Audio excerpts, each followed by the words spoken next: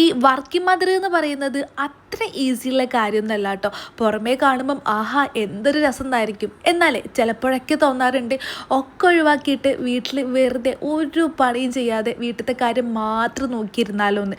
പക്ഷേ എന്നെ കൊണ്ട് അങ്ങനെ പറ്റില്ല എന്നുള്ളത് വേറൊരു സത്യമായിട്ടുള്ള കാര്യമാണ് കേട്ടോ. ഇന്ന് നെസ്റ്റോയിൽ ഷൂട്ട് ഉണ്ടായിരുന്നു. അപ്പോൾ അല്ലൂസിനെ നേരെ അവൻ്റെ പ്രീമോൾഡിലേക്ക് ആക്കിയിട്ടാണ് ഷൂട്ടിന് പോയത്.